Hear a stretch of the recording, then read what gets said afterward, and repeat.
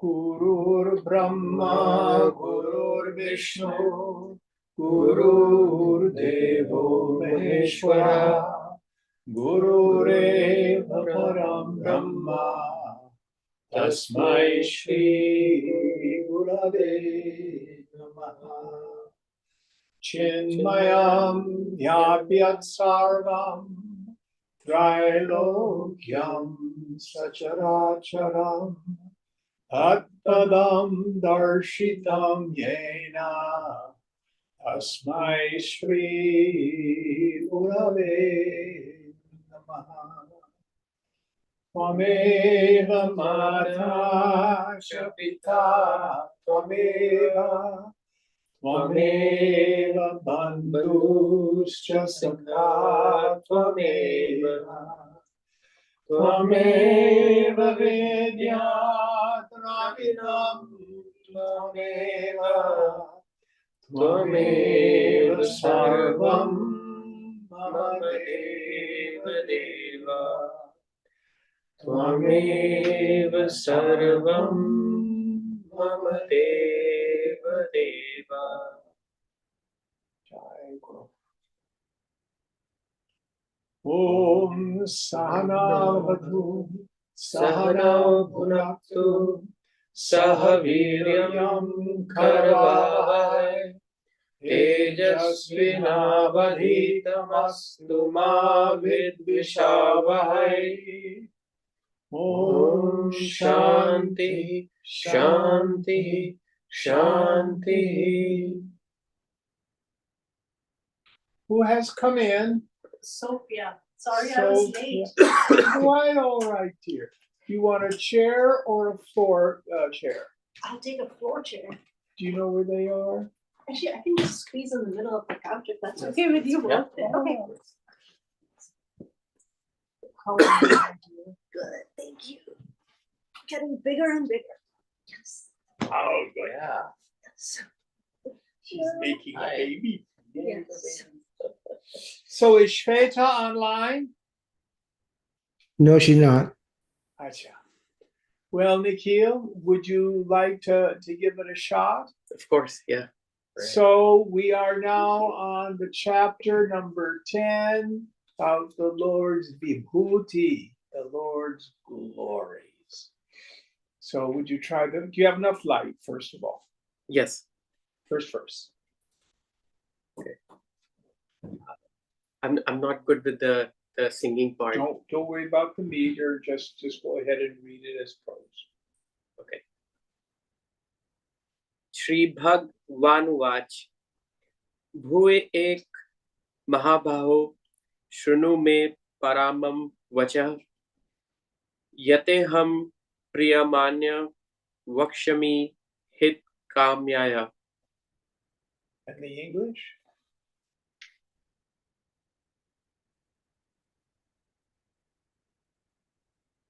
Is this the English? Yeah. Should be right underneath it. Yeah. Where was the? Are you in the orange copy of it, or do you have a different book? Yeah, sure. He's got yours. Okay. It's usually above it. Okay. Above it? Okay. No, it's right below. It should be. Which text do you have? Do you have the Holy Gita? It starts with the Blessed Lord said. Oh, okay. Then it's here. This one. Above. This one? Okay. It's Yeah, above. you're right. Yeah. Okay. The Blessed Lord said, "Again, O mighty armed, listen to my supreme word, which I, wishing your welfare, will declare to you who delight in hearing me." All right. So now Lord Krishna is going to continue to explain who and what he is. So what we have now Some commentators will divide Gita into 3 sections of 6 chapters each, which correspond to each one of the 3 words of Tat, Tvam, Asi. You are that. So the first 6 chapters are Tvam. You. They go into who and what we are as individual beings. And of course, the answer is Aham Brahmasmi, I am Brahman. In the second 6 chapters, it's about that, the ultimate. So, especially here in the 10th chapter, this is the topic that Krishna is going to expound on. Next verse. Name vidhu suragana prabhavam na maharasya ahamid iri devanam maharsinam sarvasa. Neither the hosts of heaven nor great rishis know my origin. For in every way I am the source of all the devas and the rishis. So, what he's talking about here again in the language of metaphor. The rishis here, meaning, of course, the wise ones. Here they stand for the intellect. The devas stand for the sense organ. Point here is the Lord, Krishna, Brahman, Atman, will never be known as an object of the senses. You cannot see, hear, taste, touch, or smell the infinite. Little pieces, but not the infinite. Krishna is not a feeling, nor is it a bunch of ideas. The Lord has created the senses with outgoing tendencies, the Upanishad says. Can't know it. So the idea here is those people without the help of a guru, or at least a really good commentary on the scripture, have trouble. Even when we're reading texts about the self, if we make the self some idea or thing we're going to talk about, what do you think about the self? Well, what do you think about the self? Well, this is what I think about the self. This is what Adi Shankara says about the self. What self are we talking about? So what is it we need to start with? Who sees the water glass? Do you see it? I do. Yes. Who sees the water glass? I do. I do. That's yourself. That's it. My problem is I'm not going to find some other self. My problem is I already have the direct experience. It's you. But on that direct experience, I superimpose all sorts of erroneous notions. This is incredibly important. You don't have a bunch of cells. Oh, I've got Jivatma and I'm a limited person and I can't wait till I realize Paramatma. What about Parama Atma? aren't bunches of selves. Who sees the phone? I do. That's yourself. Now, what do we need to do? You need to figure out, you need to realize, how do you know you are you? Do you see, hear, taste, touch, or smell yourself? No, that's the devil's. Do you emote yourself or think yourself? No. Descartes said, I think, therefore I am. I've always wondered if anybody ever bothered to ask him, well, stop thinking and see if you disappear. And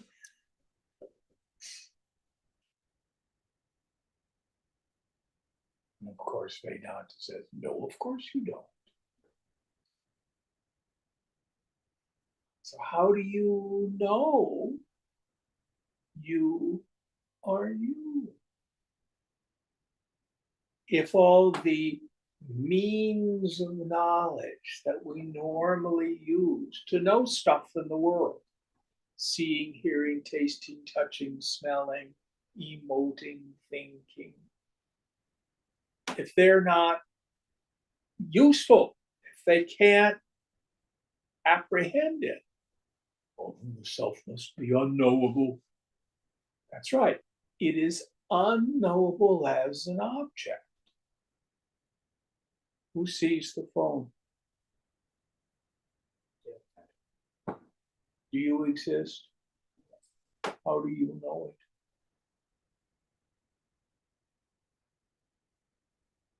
You do not see, hear, taste, touch, smell, emote, or think yourself. Yet you are not unknown. What is the praman? The means of knowledge by which the direct experience of I is known.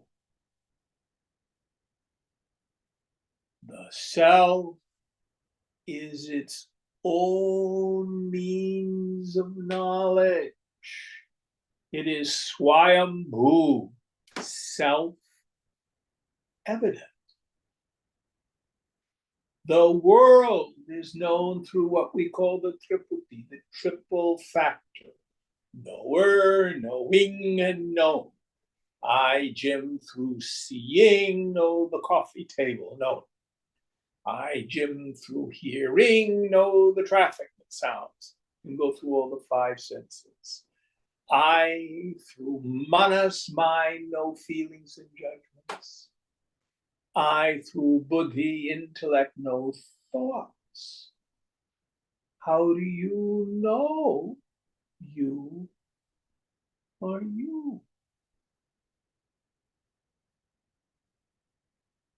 When it comes to you, the triple factor is, as it were, merged into one. You are the knower. You are the means of knowledge. You are that which is known, but never as an object. It is like trying to see your eyes. No one's ever seen their eyes. Oh, I must not be able to see. Of course you can see, but you've never seen your eyes. It's like trying to taste your tongue. It is like trying to shine a flashlight on its own batteries. You can't do it. So you will never see yourself as an object. Now, in the phenomenal world, if I don't know it as an object, it's unknown. Do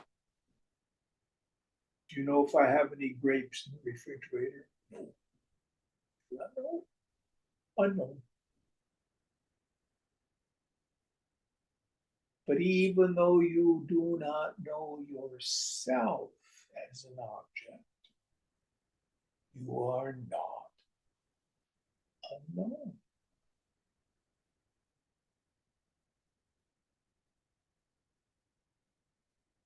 So none of the ordinary means of knowledge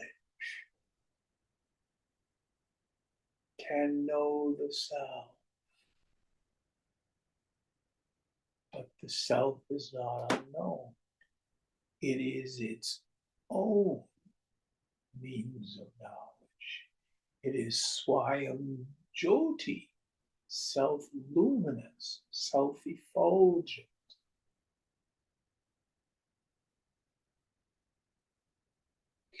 This is an incredibly important point because many people get stuck and unconsciously, not understanding that they've done it, they externalize Atman, self, as some great philosophical idea or something they're going to reach.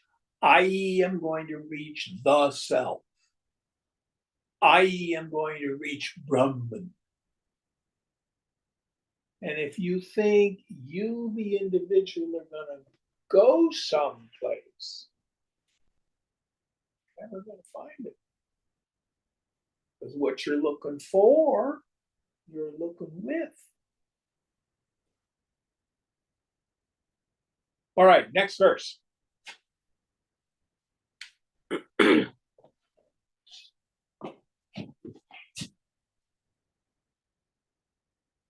Yo mama jamadinim cha veti loka maheshwaram asammudha sa marteshu sarvapapi paramchate. He who amongst the mortals knows me as unborn and beginningless, as the great Lord of the worlds, is undiluted and is liberated from all sins. Yes. So here he talks about the person who is a knower of Brahman.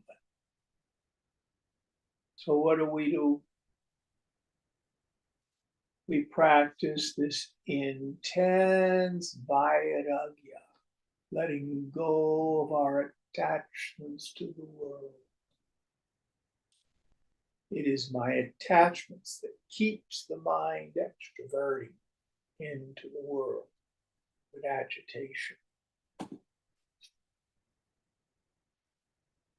Then in a very quiet moment, with the attentive faculty turned within,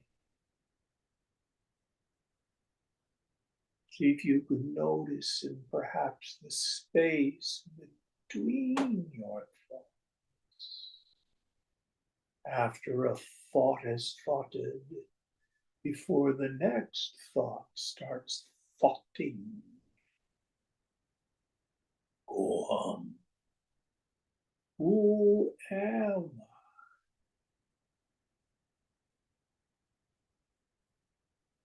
And here Krishna gives us some aids in meditation to see whether or not this is true about me. So the first idea, Nikhil, same verse. What was the first idea? He who knows me as unborn and beginningless. Yes. So, can you find a beginning to you? Well, of course I had a beginning. When I was born, I popped out of my mummy, and that's when I began. Did you? Well, I don't remember anything before that. You don't remember what you did on the 3rd of December 10 years ago. So your lack of memory is no proof of non-existence. What What you know for sure is you don't remember. Some people do.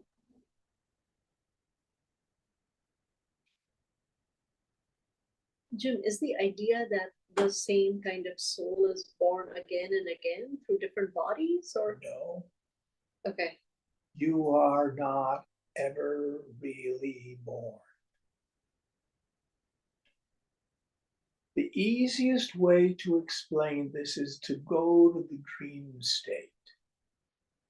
Now, right now in the waking state, it seems like I'm in my physical body. I may have been taught that I'm a soul that transmigrates, etc. But do you incarnate into a dream? No. See, Krishna says, they are not, I am not in them. They are in me. And in fact, they're not even really in me. So last night I dreamt I was driving my little 1959 Austin Healey Sprite, which was garden frog green, had little bug-eyed headlights. And in the dream, I had a dream body, which was a locus of perception. From that dream body, I looked out and saw the rest of the dream objects, people, places, etc. And then inside, it felt like I had thoughts and feelings inside. Oh, this is so much fun to drive this car. But was I in the dream, or was the dream in me? So what Krishna is saying here, this experience, being in the waking state world, having a body, is a very long and very vivid dream, which may appear to last for lifetimes. But you are never born. Just like, no matter how many dreams you have in an evening, say you have some extra rich food, and your sleep is fitful, and you have a lot of dreams, you're still in your bed. You've gone nowhere.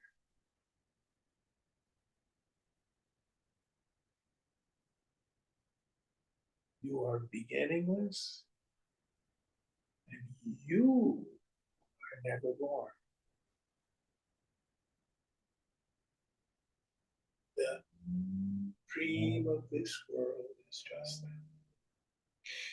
But this is a little hard for us to understand in the beginning. Just set it on the shelf for now if it's difficult. But the scripture thunders. When Krishna talks about himself, he's talking about the self in you. Even if you look back over your lifespan, if at any moment you had slowed down and introverted your attention, you would find that you've always been the space of just witnessing consciousness. Don't believe me? Look.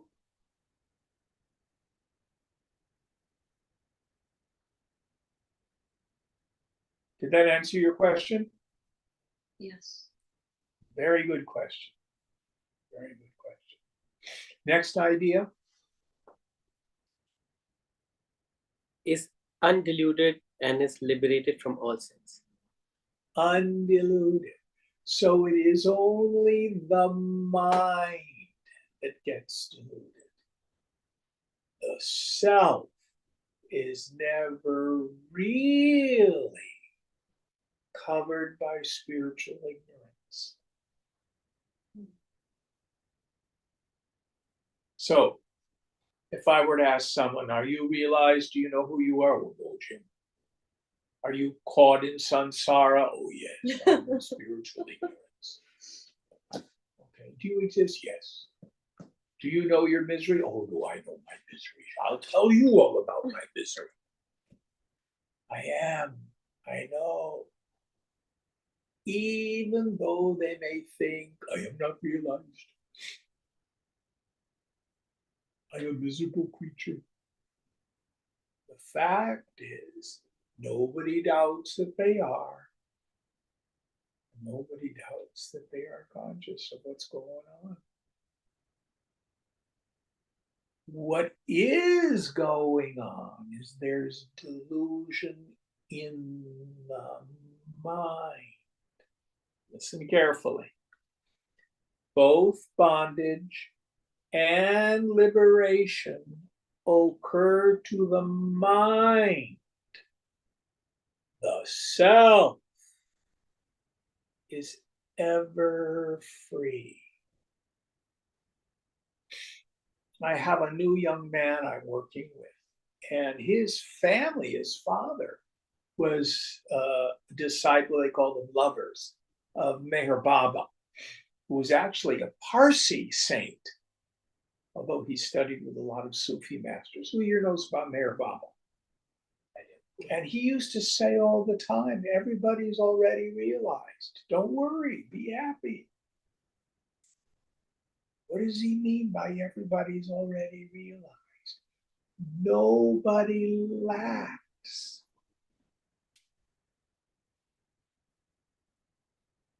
Real knowledge, self-evidence of the self. That's the great cosmic joke.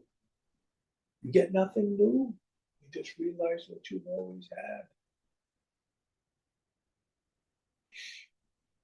So never deluded and free from sin, right? Yes, and is liberated from it. So sin, all these things that we would like to be free from, our kleshas, our afflictions, our doshas, our defects of character. Again, these are all things to do with the activity of the body and the reactions of the mind. So if you have an anxiety-filled dream where you do something terrible in your dream, you wake up and go, oh, that was so vivid. I dreamt that I killed this horse. Thank God it was just a dream.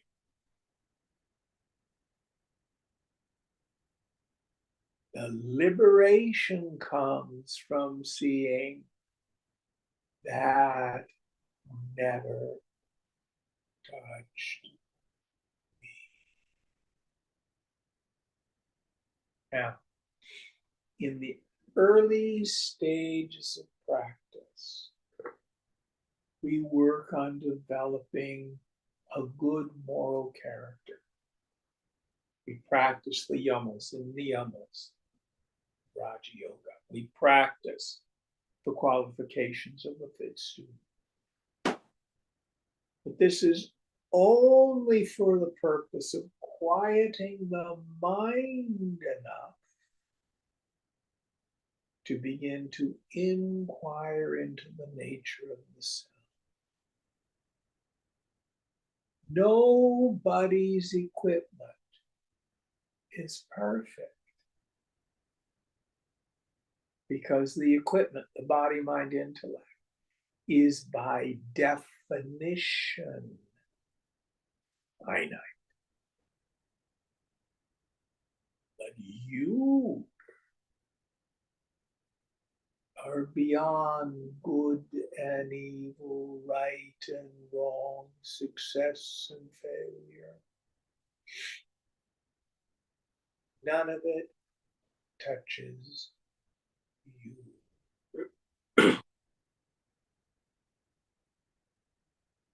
So, Jim, if the self is always realized, always knows itself, and the mind is deluded, then the mind has to do the job to get rid of the delusion, and then it stops, ceases to exist. The mind is where the problem is. What is my bondage? My bondage is avidya. It's ignorance. So first is what we call the varana shakti, the veiling power, the non-apprehension of my essential nature in the mind, even though it's the most obvious present thing in the world. Somehow in my mind, I miss it. And then I identify with the body. I think I'm my body, or my body plus the transmigrating soul, the personality. So, when you say, I think that I am the body, the self always knows itself, so the self cannot be deluded, right? That's correct. It's the mind that gets deluded. Okay, The mind that gets deluded. right. So what do? It is the mind. Technically, it's the vijnanamaya kosha, it's the subtle intellect, that has this aha. The technical term is called pratyabhijnana, recognition. So when we have let go of all the attachments and identifications, the mind thunders to a stop. All that's left is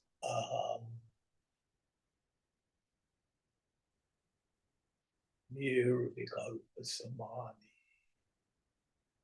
When the mind returns, it's absolutely transformed by this experience. And it was, oh,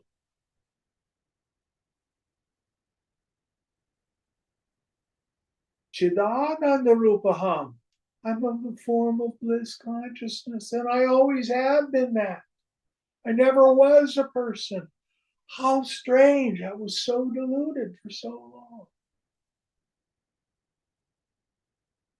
Now, even that profound insight doesn't change the self, but it does change my mind. But that's where the problem was. So the buddhi, the subtle intellect, becomes buddha, awake.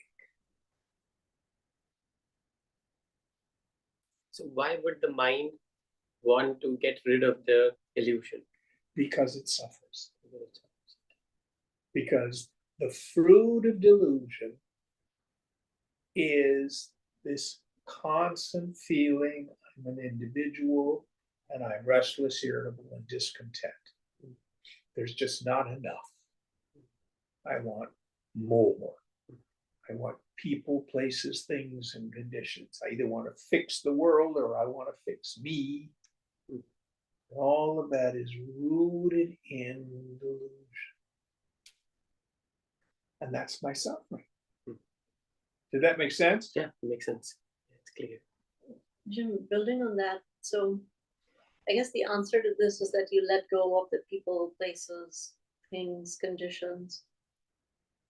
But like, so I mean, I would You say, can't yeah, walk away from the world. yeah. So what do you do then? You give up your attachment to it. Now, I'm having a senior moment. Tell me again what you do for a living. I work in finance. Finance. Okay. So do you have clients? Yeah. Okay. Have you have clients who have some issue with their finances Exactly. and they're absolutely filled with fear?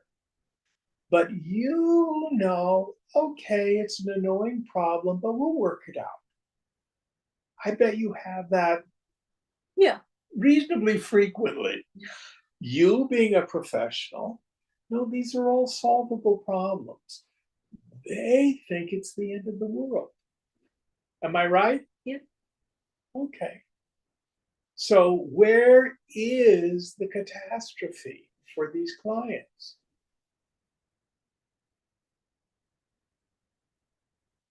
Your job is, don't worry, we'll fix it. And then they have faith in you. Let's see. So just because it's illusory doesn't mean it's not powerful.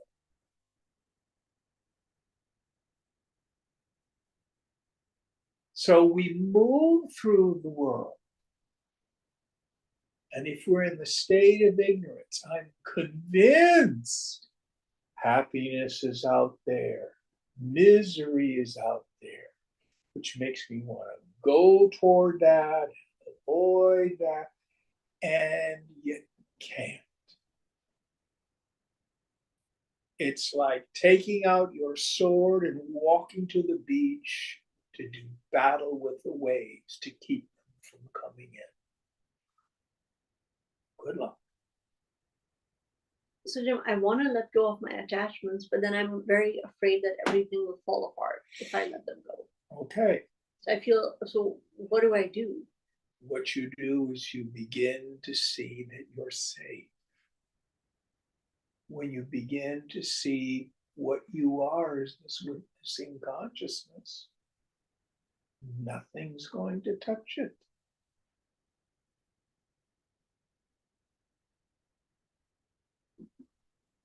And you need to be convinced of it.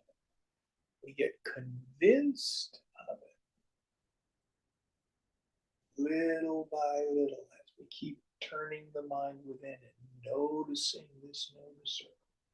We see everything that happened in the past 2 weeks. Well, I'm still me. It hasn't touched me. Now you're not a child. How old are you? I'd rather not say. Over 21. Yes, that's right. Okay. Have you ever been cast into the abyss of darkness and the gnashing of teeth with demons? Yes, definitely. Seriously? Oh, no, it's like psychologically, not. Yeah, you've been fine. Yes. You've been fine. You see, all of our suffering, the vast majority of it, the word fear is actually an acronym. FEAR, false evidence appearing real. You're actually okay.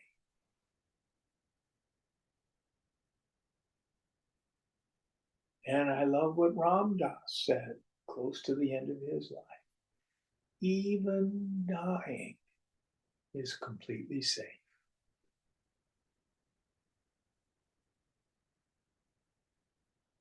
Maybe uncomfortable, but it's safe.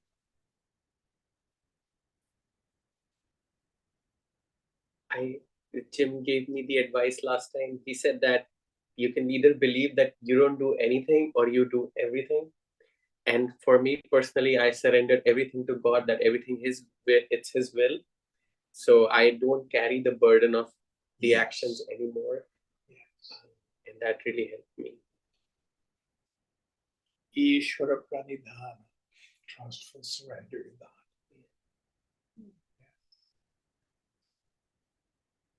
It's all going to work out. Now, Mike and I, we're old. No. Yes. There's a little hesitation. I had to stop and calculate. It took that long. And I had to stop and say, wait a minute, is he talking about me or I? Yeah. Because I am not old. But My what are the consciousness. things you learn when you get a few decades under your belt? You know, all the stuff I thought was such a big deal. You know, when I was 20 or even 30. Last year even. For the record, I'm 20, but with 13 years of experience. Ah. But it's none of it's a big deal in the end. It all works out.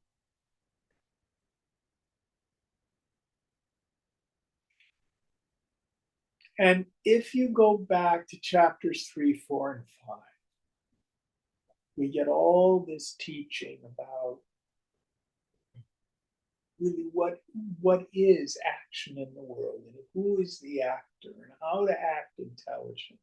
so that we're not frightened. Here's a slogan for you. I'm frightened because I see a meaningless universe, meaning I think it's chaotic and haphazard. I see a meaningless universe because I'm in competition with God. God may be omnipotent, but obviously he's an underachiever because he's not doing it my way.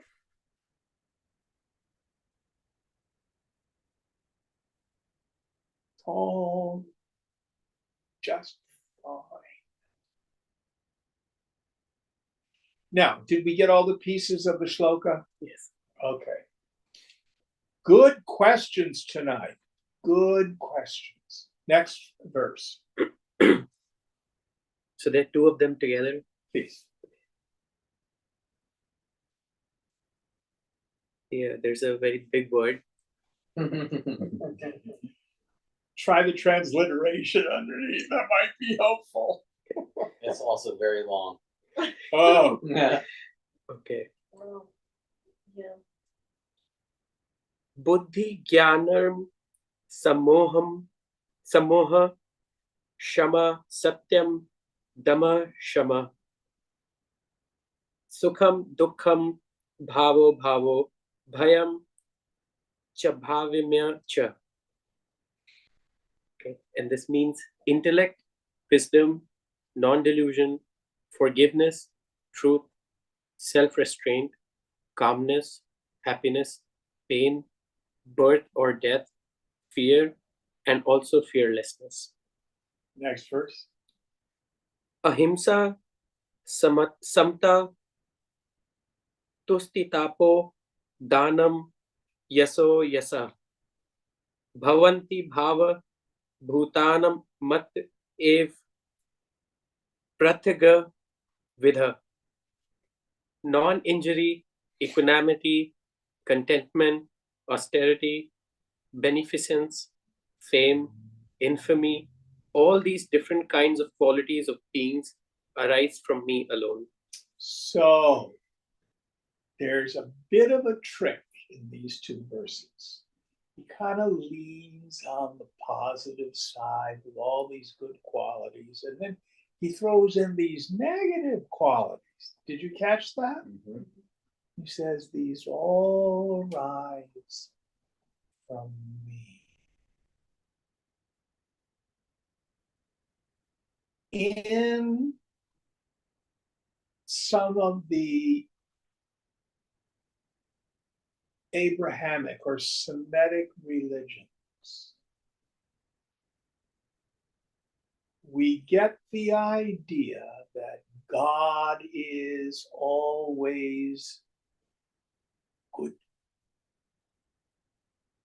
Yet we see suffering, things we would even call evil in the world. So the Christians have come up with Satan. Christianity says that it's monotheistic, but it's not. Christianity has two gods, a good God, a lesser God called the devil, who seems to have a lot more access to most of us. Think. The Persians have two gods. There's the good God, Ahura Mazda. Then there's the nasty guy, Anu Brahmu. But Krishna here says everything arises from me.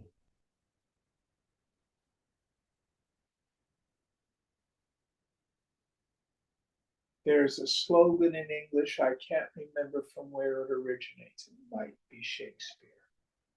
Nothing is either good or bad, but thinking makes it so. Hamlet.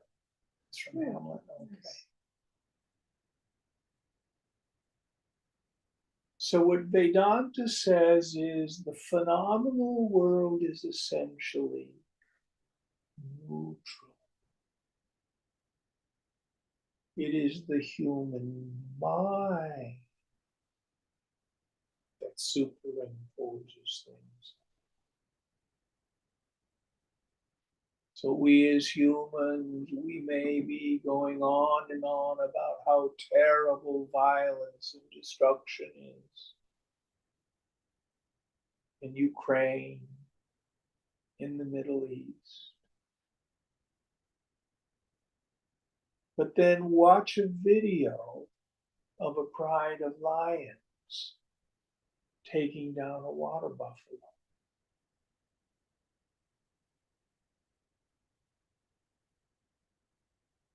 Our closest relatives, the chimpanzees, hunt monkeys and eat them.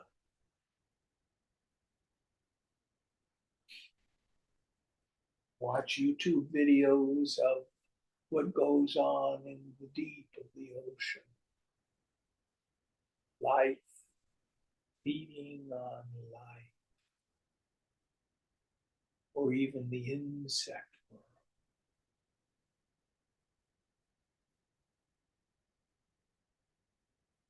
All of it comes from the infinite. Let me see if I can give you an example. Who here has had a pleasant dream? Who's here had a nightmare? Which was more real, the pleasant dream or the nightmare? The nightmare felt more real, but neither is real. Yes. And who is the author? Who is the source? Whose mind created both the pleasant dream and the nightmare?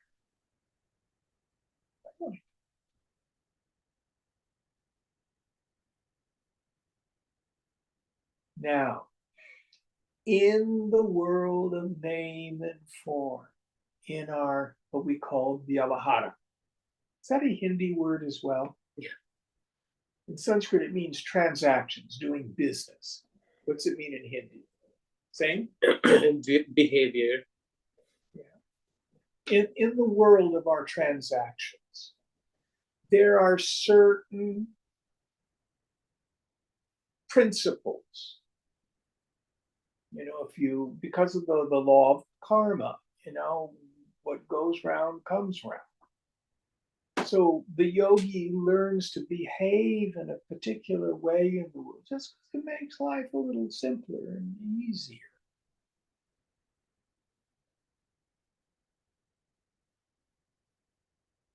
But understand that the entire universe, with what we as human beings would call good and bad, peaceful and violent, has its origin in consciousness. Your very body is made up of all sorts of elements. Any element in your body that's not hydrogen or helium is the result of massive destruction, the supernova of a star. You are literally stardust. Incredible act of violence. Did these stars have worlds with living beings on them? We do not know.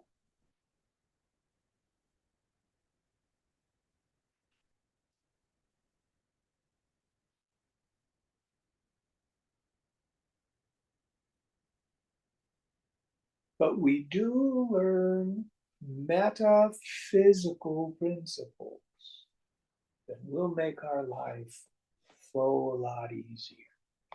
Now, I was having a discussion with a person earlier in the week, last week, and they were from an evangelical Christian family. They'd completely lost their faith because they went to church, they believed in Jesus Christ as their Lord and Savior, they gave money to the church, they prayed every day. So they were supposed to be blessed. And then tragedy happened in their lives. And they said, I can't believe in God because we were supposed to be blessed. Any of you known people like this? Yeah, my dad's like that. And what I said to him is, well, you have a misunderstanding of what blessing is.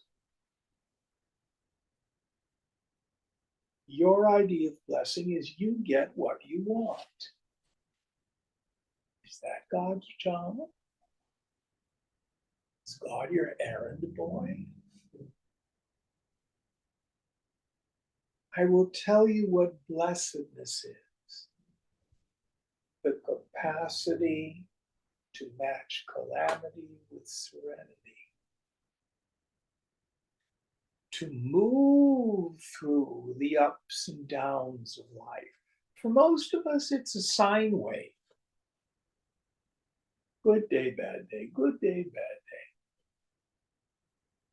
But the yogi cultivates what we call samadrishta, this equality of vision, this equanimity of mind. So I don't get attached to when it's good because it's gonna end. And I'm able to move through the negative experiences of life because they too will end. This is what the Master Jesus meant when he said, my kingdom is not of this world. He never said, my kingdom is hitting all the green lights of life.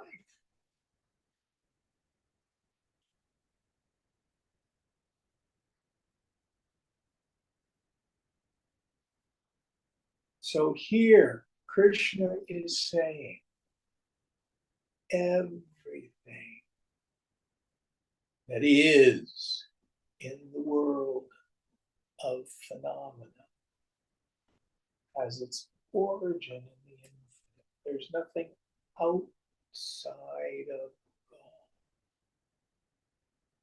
Right where the trouble seems to be, there God is.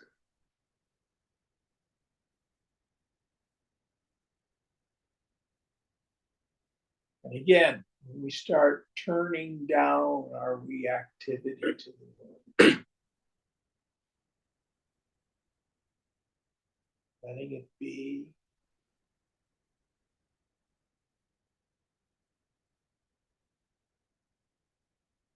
we find this peace that passes all understanding.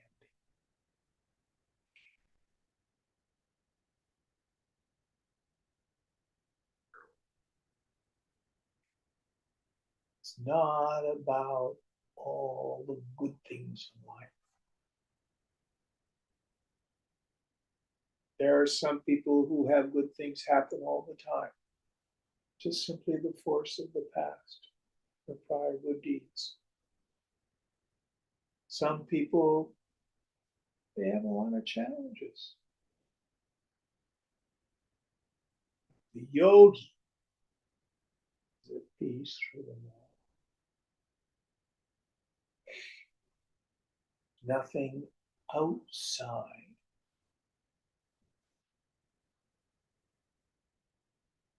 Any thoughts on this?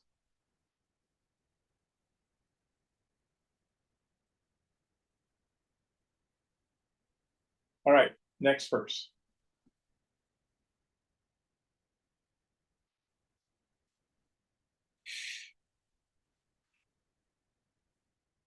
Maharsha Sapla or Sapta Purve Chatvaro Manvastha or Manavastha Madbhava Manasa Jata Yesham Lok Ima Praja. The seven great rishis, the ancient four, and also the Manus, possessed of powers like me, were born of my mind. From them are these creatures in the world originated and sustained. So this is talking about some of the mythology of the Puranas, the ancient origin stories. The basic idea here is whatever your notions are about how the world comes into being. What I find so fascinating is physicists, astrophysicists are rewriting the scientific origin story. They're questioning the Big Bang because the James Webb Space Telescope is finding stuff out there that shouldn't be there.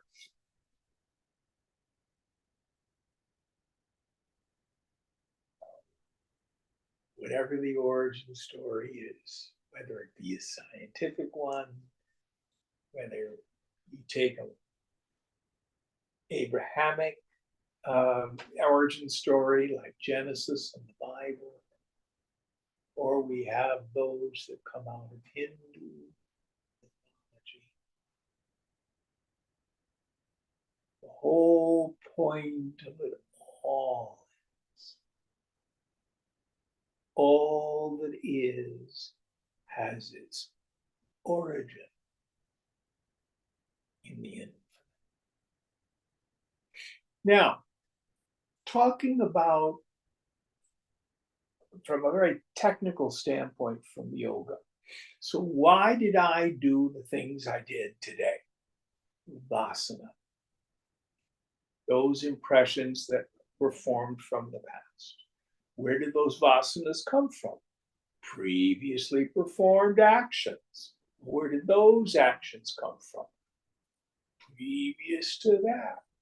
So there's this chain of cause and effect that brings the world about. But where did the first action originate? That's what I'm getting at. So, Ishvara, which is the word we usually translate as the Lord, the root is ichati, which means to wish, to will, to intend. Ishvara is also the total vasana. So, what was the very first impulse? Let's take, for example, unless they totally, can it, what caused the Big Bang to happen? Nobody's ever answered that question. Some singularity and something made it inflate. They say in first 3/4 of a second, the universe expanded to something like 9/10 its current size. It's amazing. But what caused that? Yoga would say, Ishvara. The first impulse of Vaya Shakti. Now, one YouTube video I was looking at, because I find this stuff fascinating, saying, well, maybe we don't have a big bang where there's a beginning. Maybe it's a big bounce, a big bang, and then it contracts, and big bang again, and big bang again.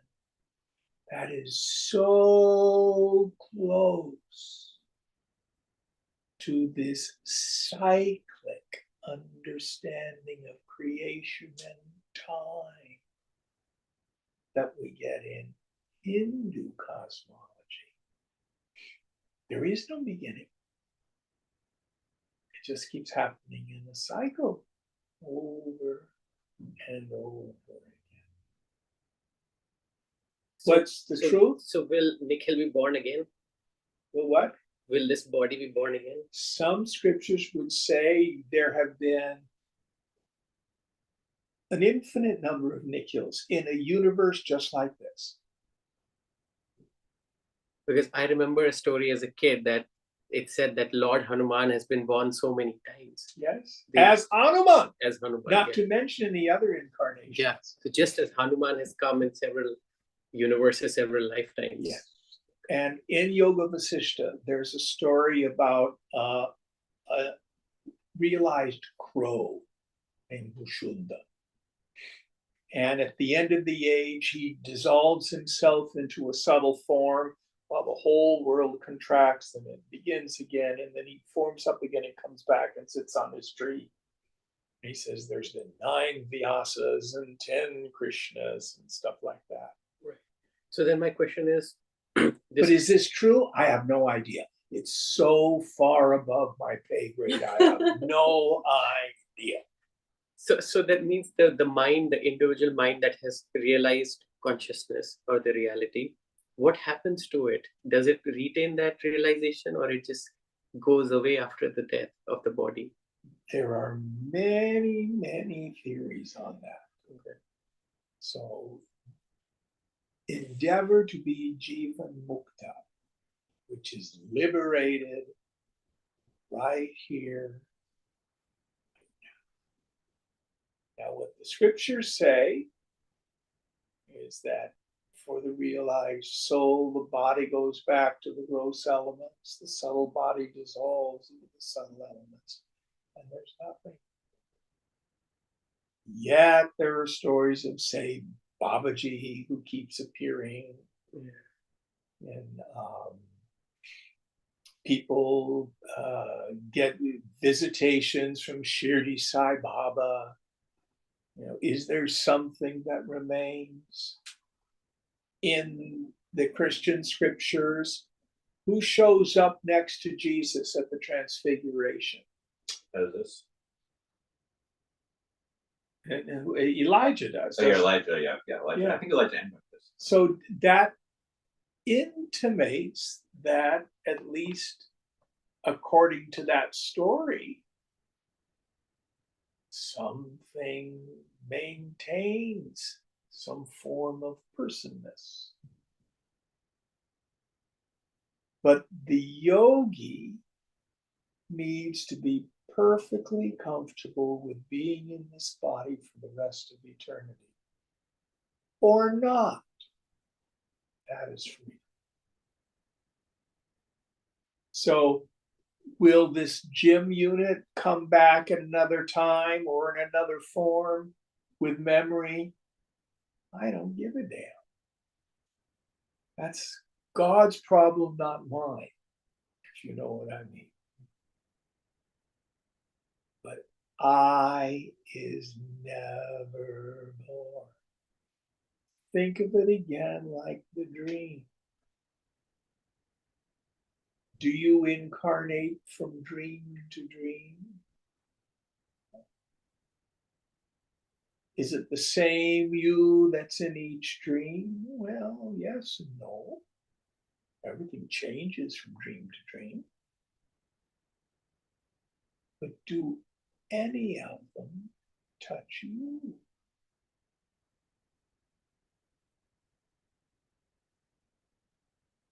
Swamiji used to say, reincarnation is the genealogy of the ghost of the post.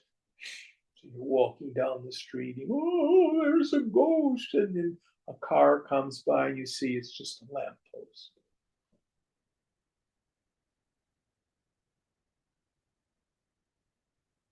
We'll talk more about this later. All right, one more.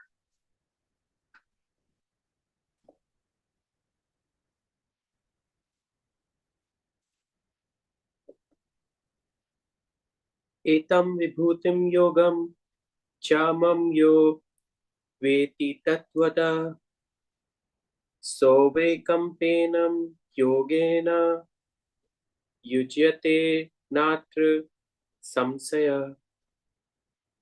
He who in truth knows these manifold manifestations of my being and this yoga power of mine becomes established in the tremorless yoga, there is no doubt about it. Yes. So in Yoga Vasishta, we answer 3 questions. That's what's intimated here, the second question. First question, who am I? The answer is Aham Brahmasmi. I am Brahman. Second question, what is this world? And we have to reconcile 2 scriptural statements. Brahma Satyam Jagan Mithya. Brahman alone is real, the phenomenal world is Mithya, illusion.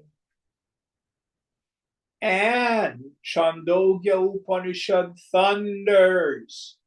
Sarvam Kalvidam Brahma. Sarvam Idam, all this, meaning the phenomenal world. Kalu, verily, is Brahman. Just like all the characters in your dream are illusory, they're just imagination. What are they made up of? The fabric of your mind. You are the god of your dream. I call it mini Maya. All this is only Brahman consciousness. Names and forms, how do they come about? Third question. Sankalpena, by means of imagination. Just like the stuff in a dream. Now, if I close my eyes and I visualize little green Austin Healy sprite, and I dream about the little green Austin Healy sprite, there's a similarity, there's a difference. Similarity is both come about by imagination. But the little green car of my fancy, I know is unreal. It's just a little image. The little green car in my dream, to the dreamer who's under the influence of ignorance, the little green car seems real.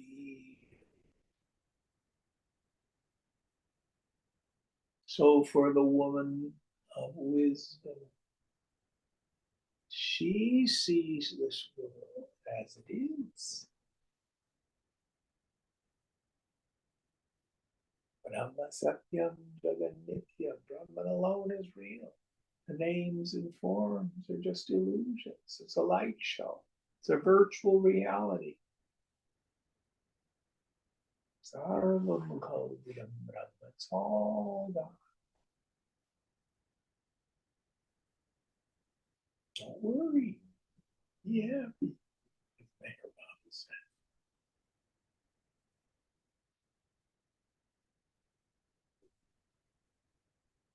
3 questions.